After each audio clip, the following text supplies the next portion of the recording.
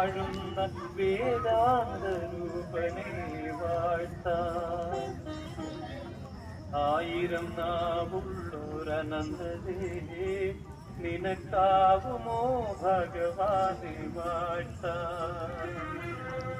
വാതാലയമാ വൈകുണ്ഠം വാഴുന്ന വേദാന്ത രൂപനെ വാഴ്ത്താൻ.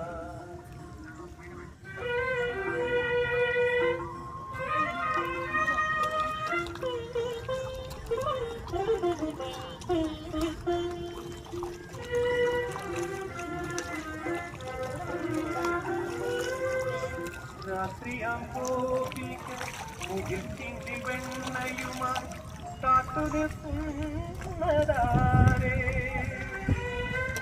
രാത്രിയാം ഗോപിക മുകിൽ ചിന്തി വെണ്ണയുമായി കാത്തുനിൽ